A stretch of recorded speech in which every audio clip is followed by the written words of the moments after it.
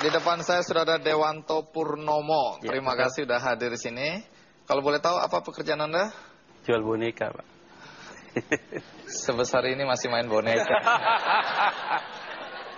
Apa dulu masa kecil Anda kurang bahagia? Baik, bagi Anda yang penasaran apa yang dilakukan oleh Mas Dewanto, ini dia kisahnya. Karir yang cemerlang tidak cukup untuk menahan Dewanto bertahan dengan pekerjaannya. Berawal dari keinginannya menolong sang anak, Dewanto kemudian banting setir ke dunia yang dekat dengan anak-anak. Dunia boneka. Saya punya anak nomor 1 itu. Anak saya kan memang 5 hari setelah lahir didiagnosis jantungnya bocor. Kemudian harus operasi saat dia usia 9 bulan. Dari situ sudah ketahuan anak saya akan pertumbuhannya mundur 2 tahun. Nah, ternyata begitu kita bawa ke dokter, di Tengare berkebutuhan khusus. Dari awalnya yang hanya sambilan, Dewanto kemudian menjadikan usaha bonekanya ini sebagai pencaharian utamanya. Ia pun memilih meninggalkan pekerjaan dan karirnya demi fokus mengurus bisnisnya. Kini pilihan Dewanto akhirnya membuahkan hasil. Ketekunannya berbisnis boneka-boneka manis telah menjadikan hidupnya lebih manis.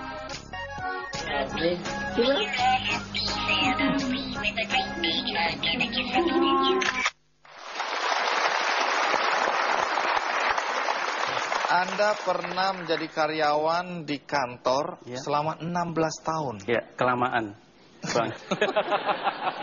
Nah, kenapa baru 16 tahun kemudian Anda terpikir untuk memulai bisnis sendiri? Oke, sebenarnya saya memulai bisnis sekitar tahun 2005. Oh, jadi masih jadi karyawan waktu Masih itu? jadi karyawan. Karyawan apa? Sudah di salah satu BUMN itu. Kenapa Anda mulai merintis usaha sambil bekerja?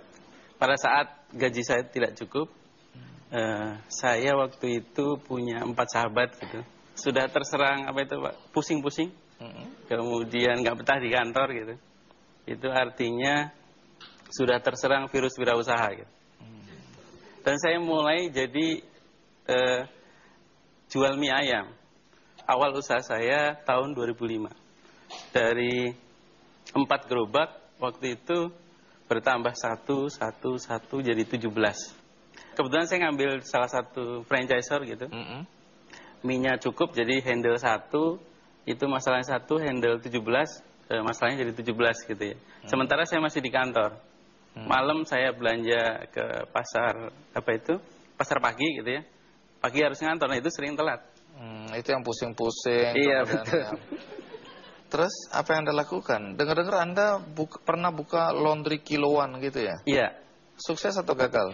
Sebenarnya bisnis yang saya rintis itu untung tapi kecil-kecil gitu. Terus daripada kecil-kecil sibuk, akhirnya saya suntik mati.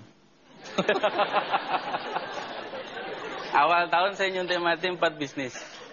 Astaga, Anda pernah bikin depo susu segar juga ya? Iya, betul. Juga Anda suntik mati? Iya. Kenapa? Karena sudah bisa, tidak bisa digedein lagi Pak. Karena marketnya Bekasi saya sudah punya 100 lebih pelanggan gitu.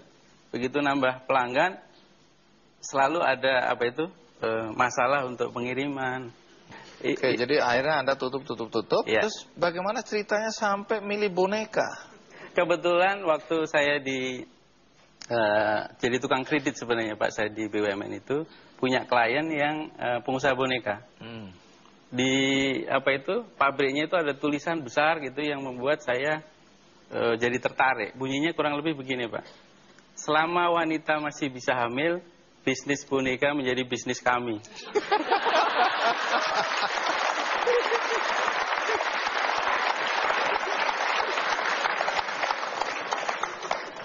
Dan itu omsetnya cukup besar Pak. Jadi ini orang hebat ini.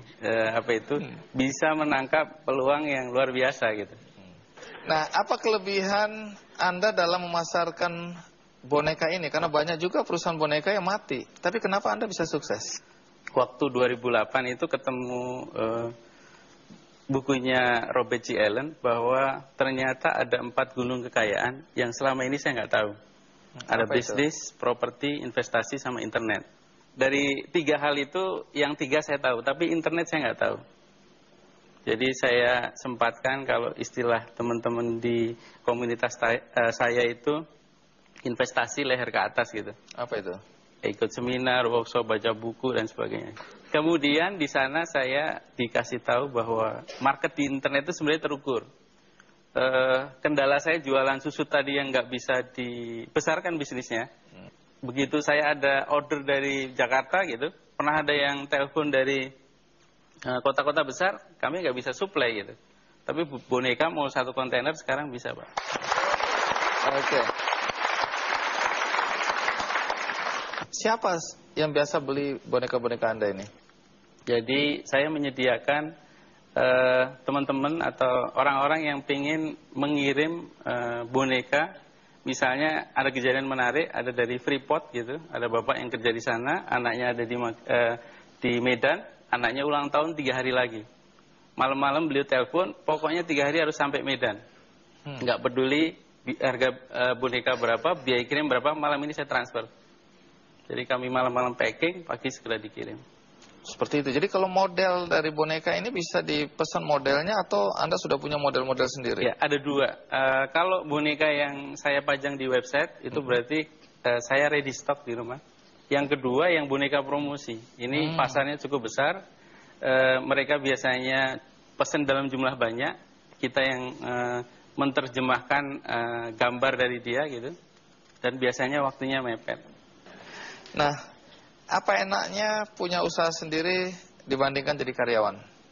Pertama, saya tidak tersiksa harus berangkat pagi kemudian pulang sesuai jam kantor gitu. Dan itu dua-duanya sungguh luar biasa nggak enak.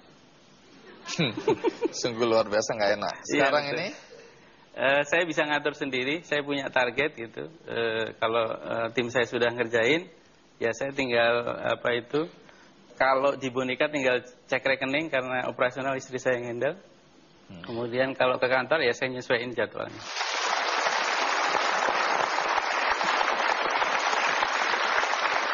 Baik, terima kasih nih Anda sudah berbagi dengan kita ya untuk datang di acara Kikendi.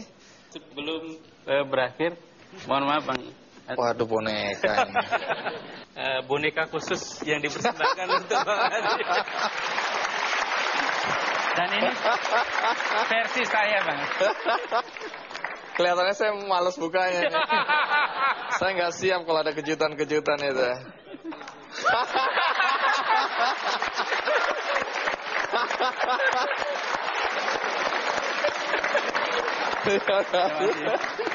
Aduh.